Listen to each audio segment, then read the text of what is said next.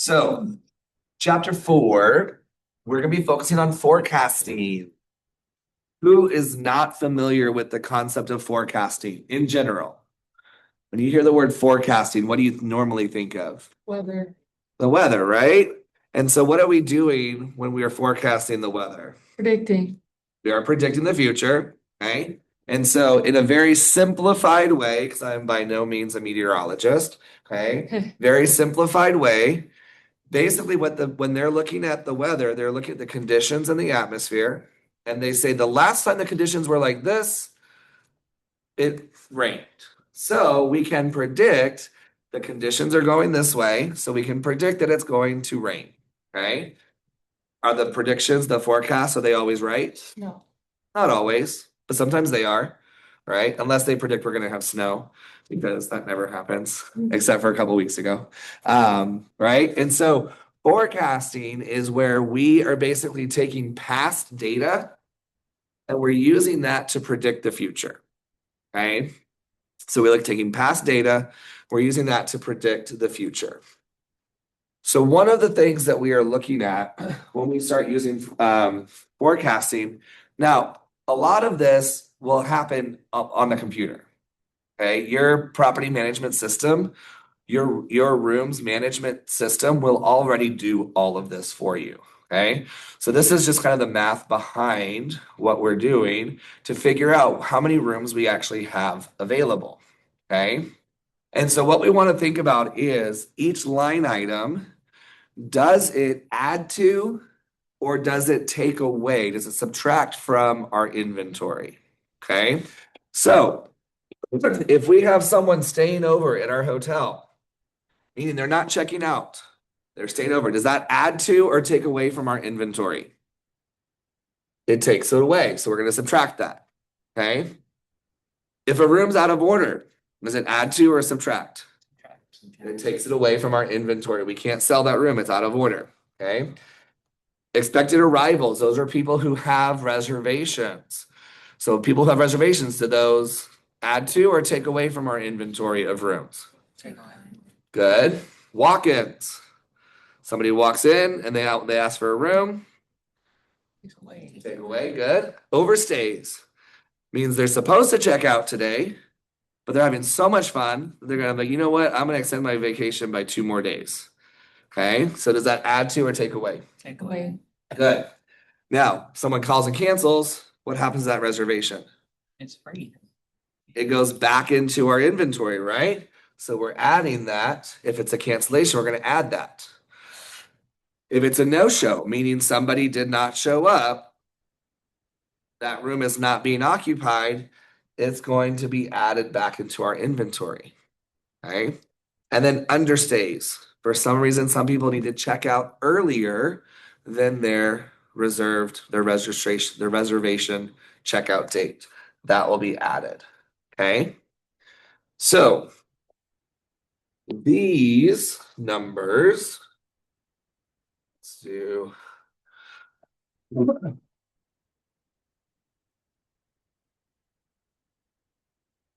These numbers right here, the stayovers, out of order rooms, and the expected arrivals. Okay. Our system will tell us what those are.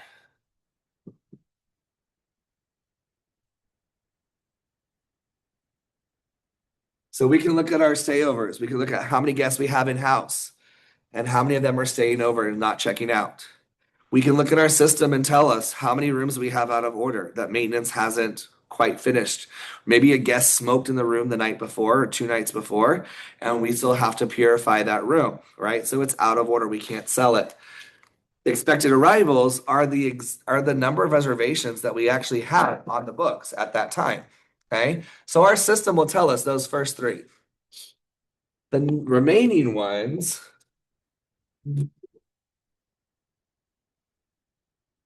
these are demonstrated as percentages or a number based on history.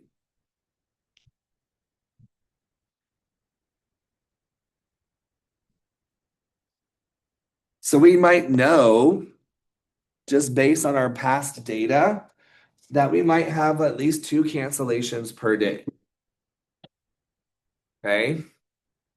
We might know that during a specific time period, we might have some people that are coming in and walking in and asking for rooms, a certain number of people. Okay. As a revenue manager, it is important for you to know the history of your market, of your area. Okay. So coming up, is it this weekend? Is TMEA? When does TMEA come in? Tomorrow. TMEA is Texas Music Educators Association. Their conference is usually right around Valentine's Day. Okay. Sometimes it actually happens to fall during Valentine's Day, actually happens to fall during their conference. Okay. So if we have a major citywide, a citywide convention means that it requires more than just one hotel to host it. Okay. They have tens of thousands of people coming for TMEA and the Texas Bandmasters, right? I think the Texas Bandmasters paired up with TMEA. So, do you think we're going to have a lot of walk-ins during this time period? Probably not, because people have registered for a conference. So they've probably made their reservations in advance because they are registered for the conference, right? Now, if we're talking about maybe during the week in the summertime, we might have more walk-ins because people might just wake up one day and say, you know what? Let's go to San Antonio. We can drive to San Antonio in 2 or 3 hours. Let's go and let's see what hotels are available. So in the summertime, during the weekends, we might have more walk-ins. So you have to kind of know the history of your property and the types of clientele that you go after. So let's do a couple of examples. Okay. So again, we want to ask ourselves, does this category, does it add to or subtract from our inventory? Okay. So stayovers, we know subtracts.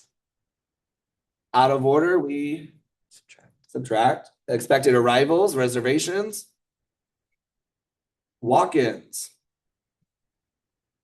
subtract, overstays, and then the bottom 3 we add. Now in this one, I don't want to confuse you yet, everything is in the same order as the previous slide. Eventually we'll get to a point where it's all mixed up. So you have to be able to answer that question. Does it add to or subtract from our inventory? Okay. So then what I would recommend is that you just put it in your calculator and you start at the top and you work it all the way down, just like a regular math problem. Okay. So what is 500 minus 100? 400 minus 5? 395. 395. Okay. Minus 75. Sorry. You can do it in your calculators. You want to do it in your head. What's up, Sebastian? 320. Good. So 320 minus 10. 310 minus 5. 305. Okay, so we're going to remember that number right here, 305.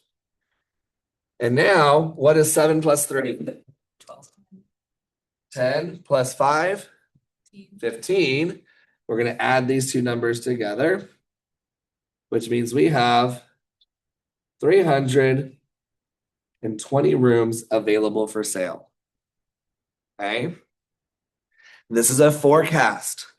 We don't actually have 320 rooms to sell because some of these things, like expected, anything that says expected, like the walk-ins, overstays, cancellations, no-shows, understays, remember, those are things that we are using past data for. So what happens if nobody overstays? Well, that's 5 rooms that are going to be back in our inventory. What happens if nobody cancels and everybody shows up? Well, that's 10 rooms we take out of our inventory. Okay. Revenue managers are some of the biggest risk takers in the hospitality industry because their goal is to get to what?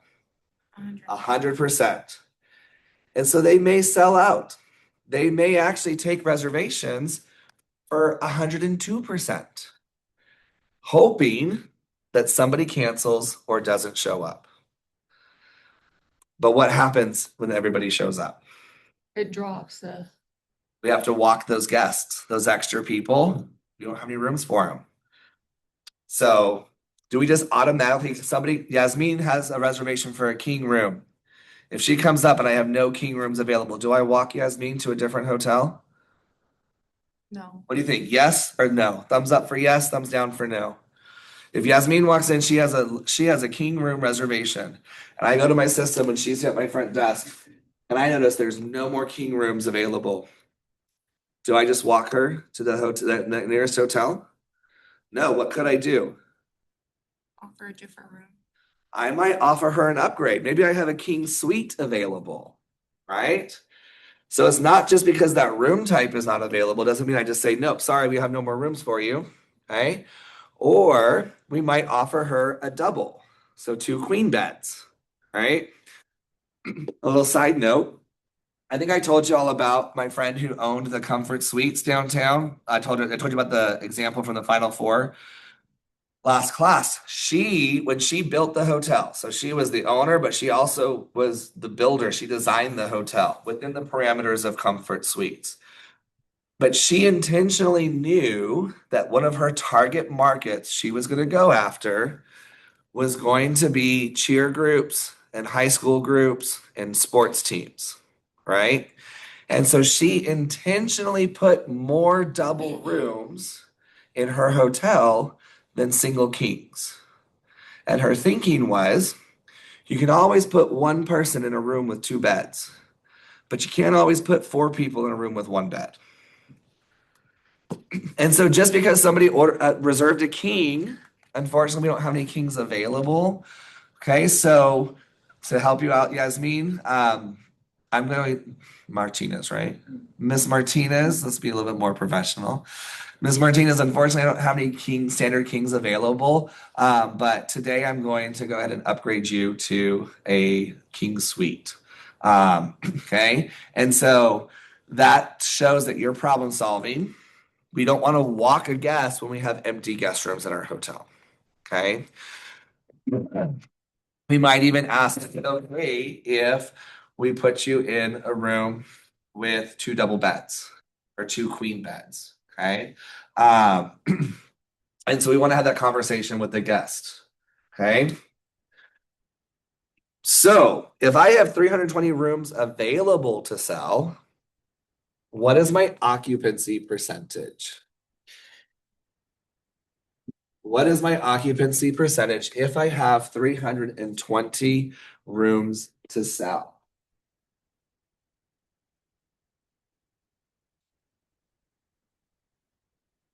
64%.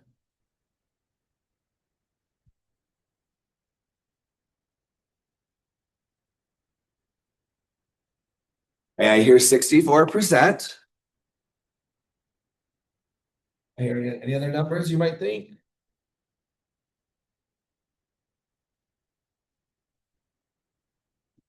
How did you get 64%? Divided the available rooms by the total rooms. Okay, so we took 320 rooms divided by 500 rooms. Okay, what is our formula for occupancy percentage? Occupancy percentage is equal to what? Rooms occupied or sold divided by rooms total rooms. I'm going to put total rooms. Okay. So do I have 320 rooms available or do I have 320 rooms occupied? You have them available, right? So they're not occupied yet. So it's a little bit of a trick question. Sorry to confuse you. That's why I did it in red because red is not good in this particular case. So what we have to do is we have to do 500 minus the 320 rooms that are available. And that gives us 180 rooms. Now, because this is forecasting, these are not occupied. It's basically looking at our arrivals and all that information. Okay, this is forecasting. So we take that 180 rooms and divide now by the 500, and we get 36%. So 36% is the correct answer. You guys all see how I got that? So it is a little bit of a trick. I know that I don't want to use the word trained you because I've conditioned you. That's a better word to use instead of trained. Okay. So I've conditioned you to see, oh, there's a number, there's 500. I'm going to divide those numbers. Okay. But though we have to know what those numbers mean, to know the context behind those numbers. So in order to find our percentage, we have to take the total rooms minus these rooms that are available. They're still available to sell. They're not occupied, they're not reserved. Okay. And so we subtract those, and that's the rooms that we have reservations and available to sell. Okay. Let's do the other one.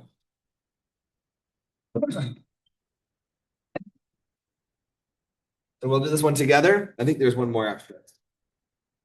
Yep, there's one more. So I'll do this one together, and then the next one you'll do on your own to practice. Okay. So stayovers, we add or subtract? Subtract. Subtract. Good. Out of order? Subtract. How about this? We know there's 3 of them that we add, right? Which 3 do we add? The bottom 3. No. Not always the bottom 3. Cancellation, no show. So cancellations, no-shows, and understays, right? Somebody checks out before they're supposed to. Those 3 are adding. So let's make it easy on ourselves. Let's work smarter, not harder. Find those 3 anywhere, and the next one you're gonna see it should be all jumbled up. So find those 3 and put the plus sign. Everything else is a subtraction. Okay, so find those 3 first. Cancellation, no-shows, understays. Quick, you creative people. What's a way that we can quickly memorize cancellations, no-shows, understays? DNU. CNU. Okay, that's in alphabetical order. Are there any other C's, N's, or U's? Nope. Okay. CNU. I like it. Anybody else have anything else? So CNU, look at the CNU. Cancellations, no-shows, understays. We're going to add those. I'm going to be a little silly for a moment. CNU, can you add these back to my inventory? Can you add these back to my inventory? CNU. All right. Okay. So let's do our math. Let's do this one a little bit differently, okay? We can take 100. We can look at all of these numbers that we have to subtract. What's 22 plus 2? 24. 24 plus 75? 99. 99 plus 2? 101. 101 and 1? 103. 103. 102, right? Is that right? Okay, so we're going to subtract 102, but then we're going to add 5, 6. So this is our new problem. See how we just consolidated those sections? So what's 100 minus 102? -2. Uh-oh, -2. We're oversold, but we're banking that 6 people aren't going to show up. So what's -2 plus 6? 4. I have 4 rooms to sell. I have 4 last rooms to sell. Okay, but that's if these people cancel, no show, or someone checks out early. So if none of this happens, I'm gonna be oversold by 2 rooms. Okay, it happens. What we don't want to have happen is that this happens on a regular basis, because then that's not fair to your front desk staff. The revenue manager is not the one explaining to the guests why they have to be walked to a different hotel. It's your front desk staff that has to deal with that. And if somebody's coming in late at night because they've had 3 plane cancellations and they've been traveling for 18 hours that day, they woke up at 4 o'clock in the morning, got on a plane, and then they finally get to your location way later than they thought they were going to. And then surprise, surprise, I don't have any rooms for you. I have to walk you to a different property. They're not going to be happy. Okay. Chris is laughing because has it happened? Yeah, Oh, tell us about it. it happens when we sell out. We have Yeah. it might happen tomorrow on Thursday with this Okay. conference. welcome to the Kimpton. Welcome to the Kimpton, okay. You do. Yeah. So when we walk a guest, it'll be lucky for y'all, you'll have the Monarch right across the street, right? Once that opens. When we walk a guest, we have to walk to the same level or higher. Okay? Because we don't want to send somebody from a Hilton to a Hampton Inn and Suites because they booked at a Hilton. So it has to be at the same level or higher. And we pay for their hotel room that night. So not only do we not get the revenue from their room that they're going to book with us, we have to pay that other hotel. Now, most times, not always, this is why it's important to develop those relationships with people.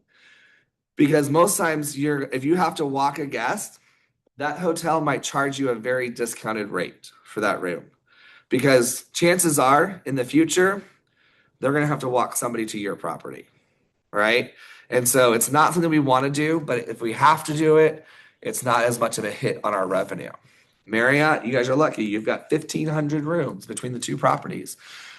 So if you're sold out at Marriott Riverwalk, we'll just send them over to the River Center, okay?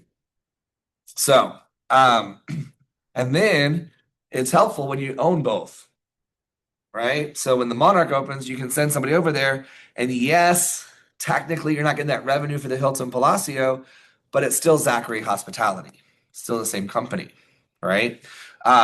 If we have to transport somebody, so Uber or taxi cab, we pay for that transportation as well. The guest pays for nothing when we walk a guest, okay? So if we have 4 rooms available, what is our occupancy percentage in this case?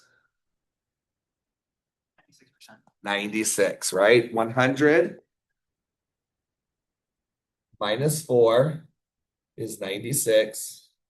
Because we have 100 rooms, it's 96%. Oops, sorry. 4 rooms available, but we have 96% occupancy.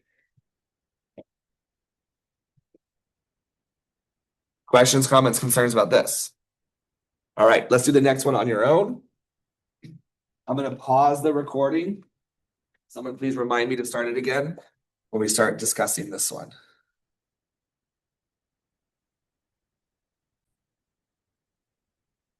All right, so we should have 185 rooms available for sale. Okay, 185 rooms for sale. And what is our occupancy percentage?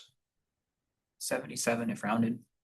Okay, so let's do that. 800 minus 185 is 615. Okay, so we take 615 divided by 800, and you get what? 76.8. 76.8. Yep. We want to go ahead and always have one decimal place when we come to occupancy percentages. Because 76.8 is different than 77%, right? 77%, that means we have more filled. But if it's 76.2, we don't want to just say 76 because that's not as full. So always have at least one decimal place. Okay. Questions, comments, concerns about this one? Your homework, essentially what you're going to do for your homework is you're going to calculate the rooms available and then the occupancy percentage. Okay. Let's go back to this one for a moment. I forgot. So remember, we're at 102% occupancy, right? We're oversold by 2 rooms. But take a look at this. Oops, not erase. Let's go. We have 2 rooms that are out of order. If it comes down to it, can we sell an out of order room? Yes, Lily says yes. What would give me? Can you give me an example of when we might sell an out of order room? If TV's not working. Like the light bulb. Maybe we have a brand new specialty light bulb that's going to take forever to get here. So the side lamp doesn't work, right? A lot of hotels lately are going to these like really fancy like lights that are like inlaid into the headboard. So you just like pull it out. It's like a little reading light, like a little flashlight. So maybe that light is just not working. Okay. Maybe the TV is broken. Maybe the guest before got a little rowdy and the TV broke. There's no TV in the room. Okay. If it is the difference between walking a guest or offering an out of order room at a discounted rate to make sure we have 100% occupancy, we just want to have that conversation with the guest. Okay. Unfortunately, Mr. Andre, we don't have the TV is broken. We don't have a replacement for it. But if you're okay with that, I would like to offer you a $25 discount on your rate, or maybe I'll give you a complimentary breakfast in the morning. Okay. Or maybe I'll give you drink tickets and dinner tonight in our restaurant as an apology for not having a working TV. But I can put you in that room if you're okay with that. Okay. And then you note that into the account so that when that guest comes up to check out in the morning and wants to talk to a manager, are you going to be the one standing there? No, it's a it's a different front desk agent. And so we want to make note that in the account. So when that person comes up and says, "Oh my gosh, I can't believe I had to pay for a room without a hotel," your manager can open up the account, the folio, and say, "Oh, yeah, Mr. Andre, it looks like here the front desk agent explained it to you that there was no TV. How was that breakfast that we offered you complimentary as a result?" Okay. And so if we don't communicate with our associates, those guests that want to take advantage of things, they're going to try to find that loophole. Okay. So I put this one in here specifically for those 2 out of order rooms. Now, if the room flooded and the carpet is not dry yet because we've had to shampoo the carpet, are we going to sell that out of order room? No. Absolutely not. Okay. If there is something major cosmetic wrong, if there's something major like that would affect safety and health, okay, we cannot sell those out of order rooms. But if it's something minor, check with your manager. You might even take on that initiative if you're a front desk agent and you look and say, "Oh, I noticed that we're oversold and we have 2 rooms that are out of order. One of them's out of order because the TV is not working." So ask your manager at the beginning of the shift if it comes down to having to walk a guest or selling an out of order room, can I offer a discounted rate to sell this room that's out of order so we don't have to walk a guest? I can't guarantee what your manager will say, but you may also potentially look like a rock star because you saved you saved the property from having to walk a guest. Okay. It also helps when Mr. Andre goes on Google reviews and blasts our hotel for having broken TVs. And then the manager can go back on there and say, "Mr. Andre, we really hope you enjoyed that complimentary breakfast we offered you as a consolation that we explained to you when you checked into the hotel." So that way, bless you. When future guests read those reviews, they'll see how the hotel has responded to those complaints. Okay. Constrained and unconstrained demand. Okay. Which one sounds more serious? Constrained. Constrained. What does constrained mean? Like restricted. It seems restricted, right? So constrained demand means that we want to have a higher rate. In times when we have constrained demands, our rates are going to be higher.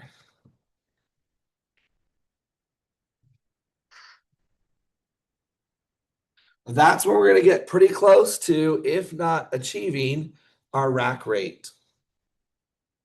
And that constrained demand means we have a lot of interest, right? We have a lot of demand, but our supply is really low. Unconstrained demand means Unrestricted. we got lots of rooms available to sell. Okay. We have a lot of rooms available to sell. So we might be offering discounts.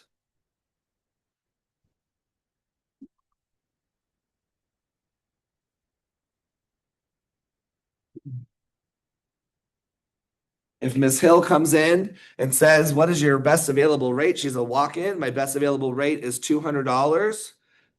She's like, "Oh, that's outside my budget. I don't think I can pay $200 a night for 4 nights." Okay, that's fine.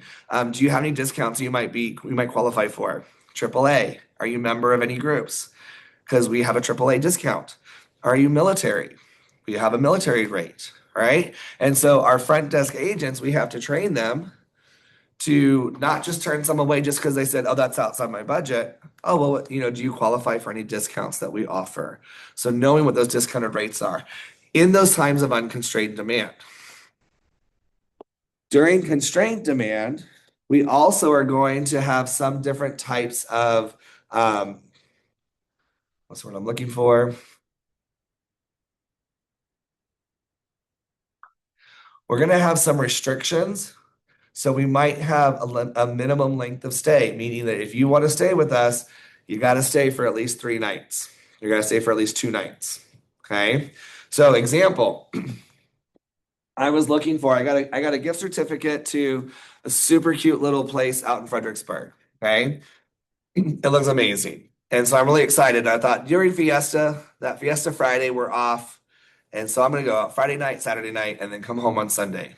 Well, I can't. As in weekends, it's a 3 night minimum. And so I either have to pay for a third night or looking to the future, once we finish the semester in May, I don't have to work during the week, then I can use it and it's only a 2 night minimum. And I can get the whole stay comped with my gift certificate. So when there's times when there's a lot of demand, we're gonna have some of those, we're gonna put some of those controls on our reservations. Okay. And oftentimes this is all based on occupancy percentage. Based on occupancy percentage. So anytime there's a special event, constrained demand. Okay. What are some examples of special events that could occur near your hotel? I'm sorry, say that again? What are some examples of special events that might occur near your hotel that you might have constrained demand?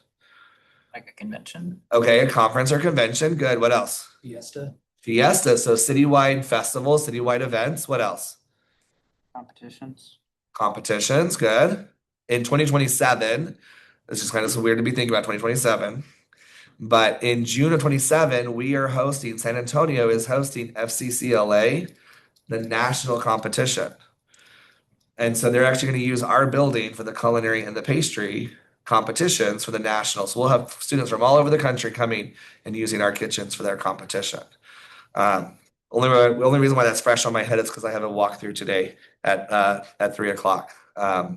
So we've been working on this since February of 2025. My coworkers are like, that's 2027. Yeah, but if you're going to plan a conference of tens of thousands of people, it doesn't happen in a year. It's going to happen over 3 or 4 years of planning, right? So concerts, the major concert at the convention or at the Alamo Dome, 70,000 people. That could put a constrained demand on the hotels in the downtown area. All right. So look at that. Common constraints that we're going to use. So capacity allocation, the rate thresholds, and that stay control. We just talked about minimum length of stay. We also have what's called close to arrival, CTA, close to arrival, which means we're not taking any more reservations. Close to arrival, no more reservations. Okay. It could have something to do with high security. You may have a high profile guest in the hotel. And so we don't want our hotel to be full of occupancy for security reasons. We also might do close to arrival. This happened during the pandemic. I was talking to one of the revenue managers at the Westin Riverwalk Hotel. They have 300 something hotel rooms.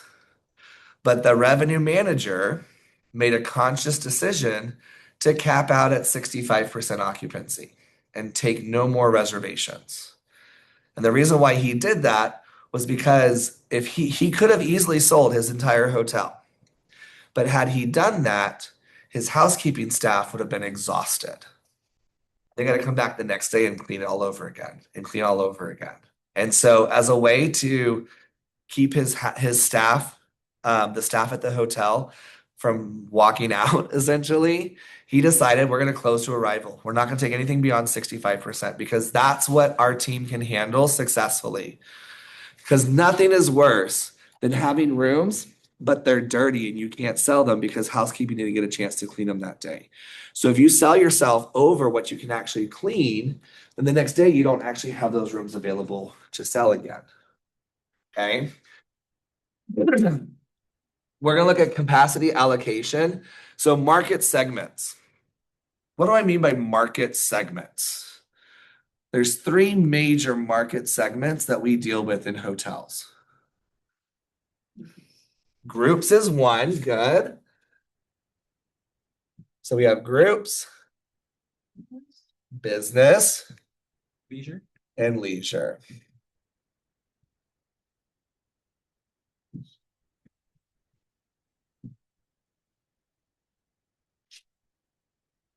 So leisure is people who are traveling for fun. Okay. Business is usually the individual that's traveling for business, and group is a group that's making a group reservation. Okay. So that's the main. We may say, you know what? We're good on business. We're good on groups. We need to focus on leisure. And so groups, you can't bring anybody else in. I can't give you any more rooms to sell for groups because otherwise it may affect people that want to come and travel for vacation. And leisure, they won't have any rooms available. Okay. And so that revenue manager working with the executive team of the hotel, which includes the director of sales and marketing, typically is going to allocate a specific number of rooms to group, specific number of rooms to leisure. Okay. Um, different types of reservations that we might have, a regret versus a denial. Two different types of reservations that do not book. Okay. So a denial is from the hotel. We're sold out, or we have a minimum length of stay and you don't want to stay 3 nights. Okay, we have those stay controls in place. A denial is when we actually deny somebody a reservation. Okay. Regret is when the guest cancels. Or I'm not going to say cancels, but does not book.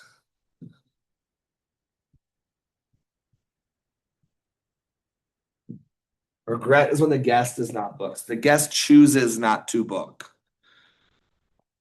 The crazy thing is, especially with online, now you can actually see when somebody gets up to that point of making the reservation and then when they close and leave your website.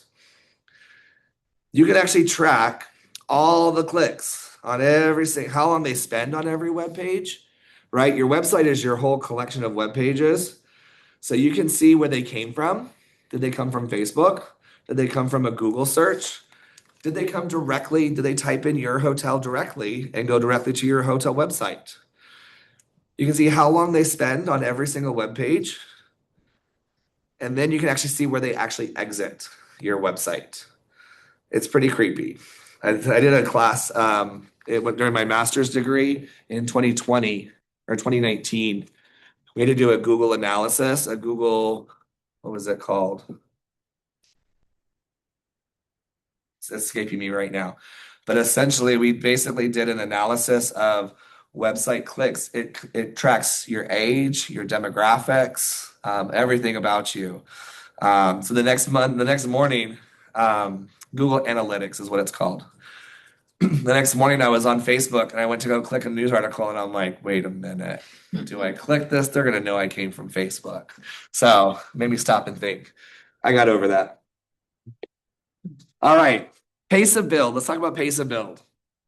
When you hear the word pace, what do you think about? The speed that you do something. Speed that we're doing something. Okay. Anybody in here ever run a half marathon or a full marathon? Anybody? Long time ago. A long time ago. Okay. Typically, when you do half marathons or marathons, don't normally see it on the 5K, 10K distance, but on the half marathon, which is 13.1 miles, and the full marathon, which is 26.2 miles, there's usually pacers. So there is somebody, which I don't know how they do it, but they literally have a stick with the time, 3 hours, and they run at that pace of 3 hours. And so if you're ahead of that person, that means you're ahead of the pace of 3 hours. But if they pass you, all of a sudden now you are going to take longer than 3 hours. You've fallen behind that pace. Okay. The fastest full marathon I ever did was 4 hours and 26 minutes. And I thought, okay, tomorrow, do I want to wake up and run 26 miles? Well, let's be honest. One, run, jog, walk. Or do I want to drive to Dallas? Because it'll take the same amount of time for me to do that. When I put in that perspective, I was like, I never want to run a marathon again. I did 7 over the course of 10 years, and I'm done. Sorry, that was a weird side note. All right, pace of build just basically it basically tells us what we budgeted for and how close we are to that budget. Okay, so if we take a look right here, if we look as of February 14th, obviously January is done, right? We're looking at February already. February is basically already done. But as we can see, 578 is higher than 503, right? So that means we are ahead of pace for February.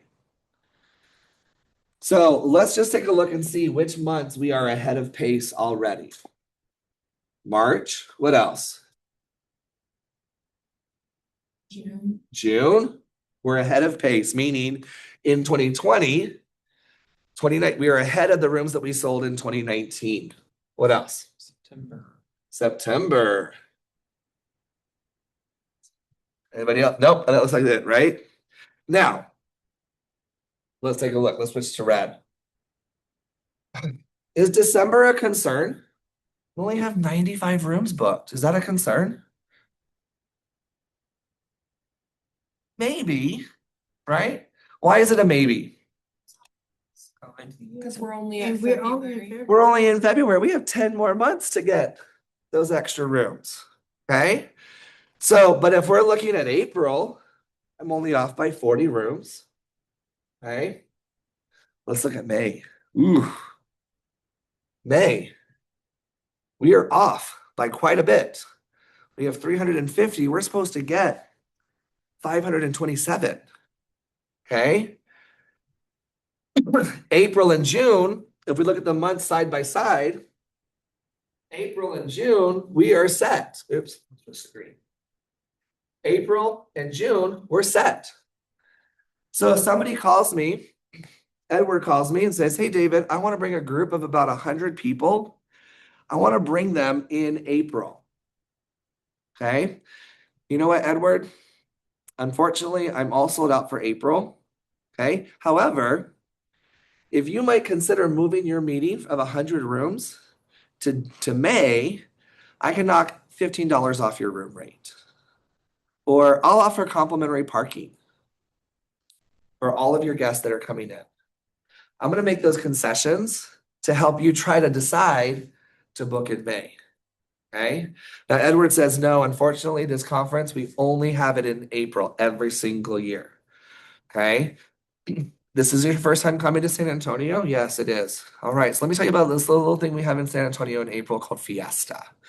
Okay. Some people like the idea to come here during Fiesta as part of a conference, but other people don't because A, it's really crowded. B, the rates are usually much higher. So if you can convince your people, go back and talk to them. Let me get you a proposal and just see if they might consider maybe the first week of May. And so that way I can get those extra rooms, right? So this is why looking at your pace to build is important and understanding what it looks like in order to be able to say, okay, you know what other months do we have concern about? Let's look at this. What other months might we be concerned about? July, look at that. 462 compared to 250. August, we're off by 75 rooms. October, November, December. This is what we call fourth quarter, or we might call Q4. Okay. It's of some concern, but at the same time, it's still down the road. Okay.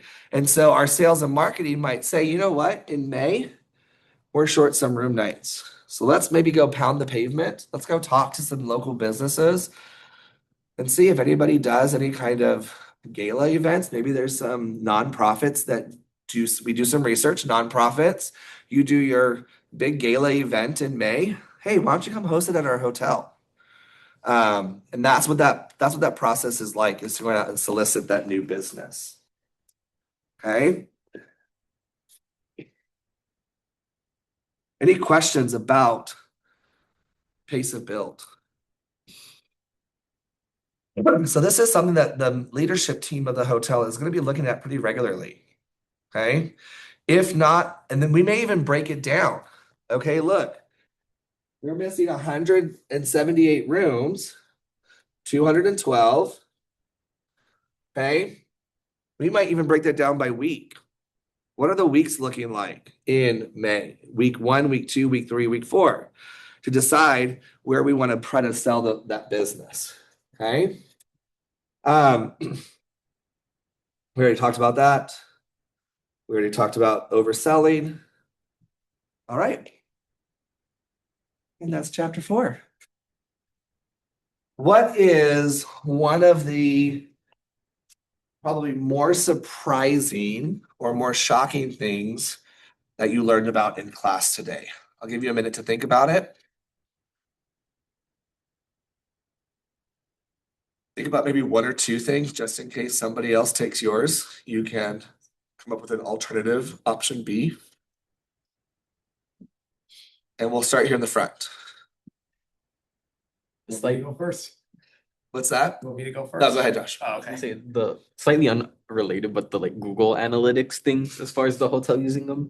Right? Yeah, so I was like, not oh, not interesting. related to chapter 4 necessarily, somewhat related, right? Because we can see whether that regret versus the denial, right? That regret when they actually leave. Now, it's interesting because if I'm going to travel for St. Philip's College, I have to submit, unless it's like a conference that's at a specific hotel, I actually have to submit 3 different hotels. And then the college selects the cheapest one, right? And so I have to go through the whole process all the way up to just shy of clicking reserve so I can get a screenshot of what that would cost and then put that in my paperwork. So every time I do that, I'm doing a regret and it's going to count as a regret to the hotel. So I think that's kind of interesting. All right, Leah? Probably the like when we did the forecasting, stayovers out of room stuff, like I never thought to like add or subtract, you know what I Yeah. mean? So that was actually a really cool thing to learn. So, Yeah. cool. Chris? Probably the last thing, the pace of build. I mean, it's kind of what the sales and marketing team does. You don't really think about that. Yeah, good. Edward? Probably selling out of order rooms. I guess it's just because since I've been at the Spring Hill, usually we really don't want to do that. And I guess it's because we get a lot of corporate, so they're very like particular. They're like, oh, I can't do this, I can't do that, and so they Yeah. just never do it. It also, when you come thinking about that, when it comes down to corporate, especially if they have they have a negotiated rate with your hotel, a contracted rate with your hotel, then that contract says, it might say that we would never, sell an out of order room to one of your associates or one of your team members. So yeah, that could definitely be a part of that, Lily. Mine would be the stuff about the like walking, I guess. I Okay, didn't know that like the hotel takes care of it. absolutely. Yep, good. I think I'm gonna go with not the walking, but just forecasting. Okay, All the assumptions like we just did, how it's about the same, like how every other concept goes into forecasting or affects it. As far as like planning ahead in the months, the pace to be. So how to market, how like planning ahead, strategic strategies that you would use when you came up with offering discounts and offering the different rates in different months and asking other, people who calling in trying to book the events, being able to know what you can offer and how much you're gonna sell. yeah, Lose. based on, absolutely. like, other Good. things that you- Something I forgot to mention on this particular slide right here, this is a very simplified chart. If we look at this 178 in May, we don't know if that's 178 group or how that's broken out between group and leisure travelers, right? So maybe this particular year, school got out a week later. And so we're gonna be missing those leisure. And so in that case, we might say, okay, group, I'm gonna give you that week now. I want you to try to sell that week. Whereas in the past, we want it to be reserved for leisure as people get done of the school year, right? So all these things, there's no cookie cutter answer. You have to be a detective and kind of figure out what do these numbers mean. And I think that's one reason why I would love to be in revenue management. Because it's all, bless you, it's all about finding patterns, identifying patterns. It's all about like trying to find solutions and so whatnot. So yeah. All right, Yasmin. Mine is the denial and the regret, like how that actually, I mean, I can see why, but how that actually plays a role into affecting your hotel and what they look at and what basically turns people away. Yeah. And so if we're analyzing that Google Analytics and we see that there's a lot of regrets, maybe that's telling me as a revenue manager that my rate's too high. Maybe people get to that point and they're just like, you know what? I'm not ready to book reservation because your rate's too high. And so I may consider, remember, I might use that identical net revenue. I may consider lowering my rate just a little bit to see if maybe that would reduce the number of regrets. Okay, Sebastian.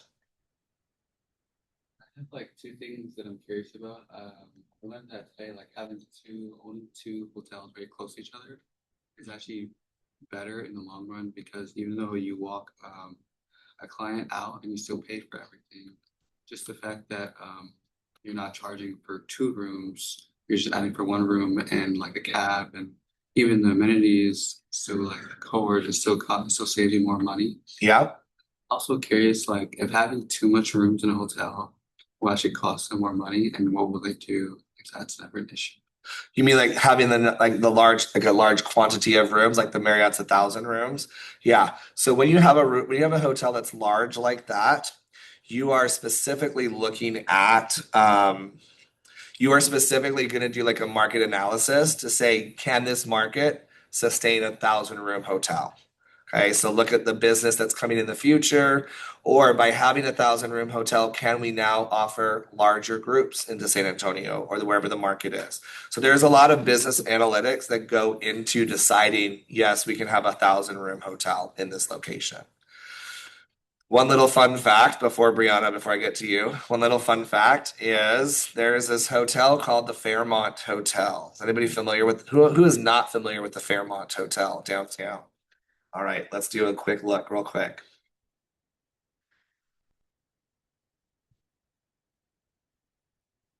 So the Fairmont Hotel in San Antonio is right next to La Villita. So it's right here on Alamo Street. This is where the Monarch Hotel is going in. This is the Palacio del Rio. Okay, so the Fairmont Hotel looks like this. This red brick building, this red brick portion, holds the world record for the largest building moved. Why did they move the hotel? That's a good question. I'm glad you asked. The reason why they moved that hotel is because this hotel, this little red brick building, not little, but this red brick building used to sit right here on the corner. And we said, you know what? We really want a convention hotel right there. But San Antonio doesn't knock down and destroy. We try to preserve our history and our culture. And so they actually picked that building up and they rolled it down Market Street, hung a left on Alamo Street, and then came down and put it in place. There's a video on YouTube you can watch it. Just search for the Fairmont Hotel San Antonio. You can actually watch the progression of them moving the hotel down the street. And then they took a left and they put it into place just so they could build the Marriott River Center Hotel. Sorry, River Center. So it was on Commerce Street. So they went down Commerce and then took a left on Alamo. Little history fun fact. All right, Brianna, what was yours? I want to say it was over a week. Yeah, I want to say it was over a week. I can't remember the exact time. Let's do a quick look at that.